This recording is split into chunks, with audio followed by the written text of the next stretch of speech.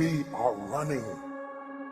So many people ask me a lot of times, like, Alex, I want to make money, I'm young, I'm starting out, how do I do it? And just in my own experience, what I found out, because I come from, a poor background, I didn't have money, I grew up wanting to make money. So I always ask that question myself, like, so how do I make money? How can I make money? When I look back now and I'm in this really great financial position, I'm like, okay, how did I do that? A lot of people are addicted to that paycheck. They're so afraid to venture out on their own and not have the security of that paycheck. A lot of times we say, if you have a full-time job, keep your full-time job, start a part-time business and work it and work it and work it. Look at what you do in your spare time. And people go, I have no spare time. Well, yes, you do. If you broke it out, how much are you watching TV? How much are you on your iPhone, playing video games, doing things that really are not important? And take that time and channel it into the business that you want to create. It's a mindset that is baked into you the wrong way ever since you're a kid. Yeah. You look at your parents, you look at the world, you look at this. It's very hard to unlearn that stuff. It is. And they say like 50% of businesses fail. And I think what happens for a lot of first-time business owners, they're coming out of a job.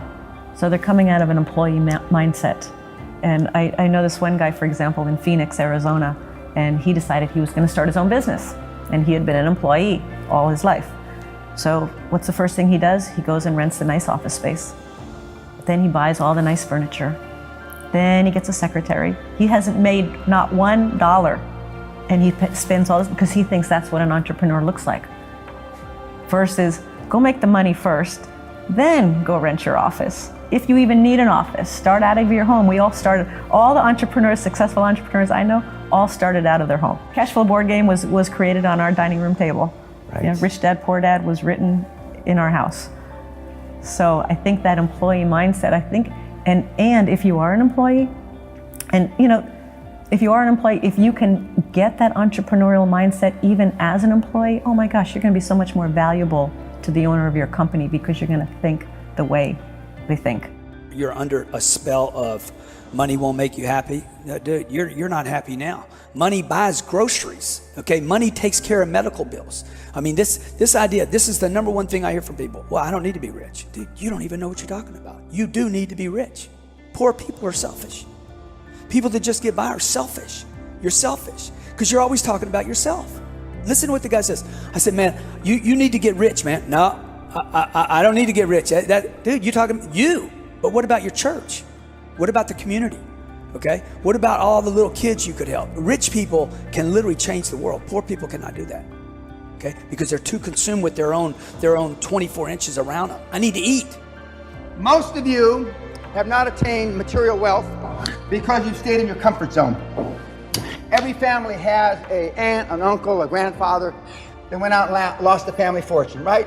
Uncle Harry, crazy Harry, he lost 20,000, 50,000, a million, whatever the number is. Well, that resonates in you, in your brain. And then you hear another one. Your roommate in college, he's got an Uncle Harry. So pretty soon, the only input that you have is people losing their family fortune. That affects you. You then live within your comfort zone. You don't take risks. I took a job that I hated. Hated it, dude. I hated it for 2 years until I quit fighting it. And I said, I'm gonna get good at this job, and then I'm gonna leave it. I'm gonna leave a job I hate. One of the best things I've ever done in my whole life was learn to get great at something you hate. If you can't do the things you hate, dude, I do things every single day I don't want to do. I'd like to sleep in for another hour today. There's a lot of things I don't like making sales calls. I don't like calling. I'm pitching CNBC on this thing right now. I don't like pitching people. I don't like the audition process. You hang out with monkeys, your life becomes a circus. For the most part, you are hanging, chilling with monkeys. If you go to a sports bar and you sit around drinking, belching, farting with your mates, that's where you're going to be 20 years from now. Show me your friends and I'll show you your future. Going through my journey in life and being here right now and being able to recall backwards, I can for sure see one of the most, and this is the reason we have the life that we have now, one of the most important things that you can do for yourself is to create a vision for yourself. To who are you gonna be in 5 years? What does your life look like? Who's your partner? Who are your friends? Where do you live? actually taking the time to think about the future in that way, it can really change your life. Because most people are just, they end up just being their circumstances. Oh, I'm here in the ghetto, or I'm here in Russia, or I'm here in this third world country, I'll never get out. However, there's so many stories, as you know, as we all know, where people are able to create miraculous changes in their life once they really set out the vision for themselves of what they want to achieve. And I think the greatest leaders that we ever saw, you know, Martin Luther King or Gandhi or any of these people, or even Steve Jobs on the corporate level, what do these old people have? They had a strong vision and belief about the future that they're gonna create and manifest, or are gonna be part of and create. So many of us are playing small. I'm not telling you to be even Gandhi or Steve Jobs, but just be a bigger version of yourself. You know, just think of how can you make your life better, and then reverse engineer of the steps you need to take to get there. When I started making money is when I stopped thinking about myself, and I started thinking, okay, how can I deliver value to this world? What can I do for other people? Because no one's gonna, like I said in that video, no one cares about you trying to make money. Right. Right? No one cares about your selfish interests. Yeah, right? but when you're thinking, okay, how do I make money? You're thinking of yourself. You're thinking, how do I make money? But that's not a really good question to ask, because a really good question to ask is, how do I make money? Well, you make money by, people will give you money if you give them some sort of value. And the way I see really money, like the currency, I see it as like the bill itself, is like, it's a transfer of value, right? So that's how I really see it. So if I deliver value to other people in some way, I will make money. And if you look at anybody who's doing well, you will see them really trying to deliver value as much as possible to their customers.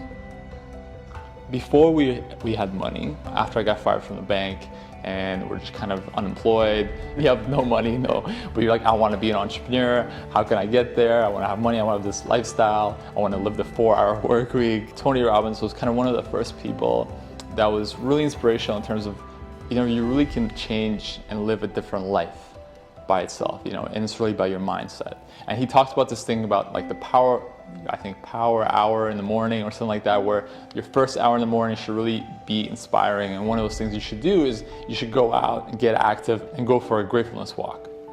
So a gratefulness walk, you can do it alone. We used to go out in the mornings and go out and just say things we're grateful for, but also add in things that we didn't have that we're grateful for as well. So we would say, we're really grateful that we have this really successful business, that we travel the world, that we're financially successful, all that stuff, even the car we have. Those kind of activities really give us the mindset to still go after the things. I really call them kind of mind anchors. You're just telling your mind to what to focus on, and that's it. And then you then still have to take the action. It's not like The Secret and things are gonna appear. Right? You're just kind of anchoring and putting a new tune into your mind and guidance kind of missile. And then you take the action, and then just when you're taking the actions, you know what you need to focus on. We're always thinking a lot of times, how can we get? Right? But we forget to what we actually have. And a lot of times we have a lot. And before we can get, we have to kind of just look at and be grateful for what we have. But also being grateful for things that we don't have yet, but we're gonna have in our lives. You're kind of like almost tricking your mind. Yeah. But at the same time, I think just for happiness overall, it's having an understanding. You can be the richest, the healthiest, whatever person in the world, but if you don't see that, and I'm sure you met so many people who are really successful, right? Or, you know, in maybe financially, or they may be really successful in terms of the friends that they have and everything but if they don't see that, if they don't have the gratitude for what they have, then it's empty, then they don't have it. So that's why it's so important to practice it and kind of enable it.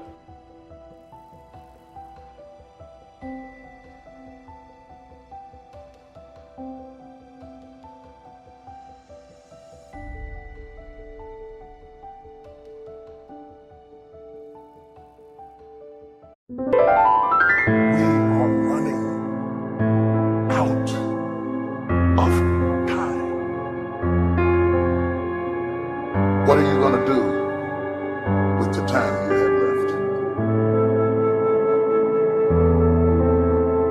I say that if you don't reposition yourself, you could miss the best time in your life, in this season of life. Because we have got to change the way we think. We have got to change the way we function. We have got to change the way we deal with issues. And the reason that you have to begin to reposition the way you think and the way you function and the way you feel is that we many times are stuck between the lines of limited thinking and limited people and limited ideas and limited philosophies, and there's something creative down inside of you saying, let there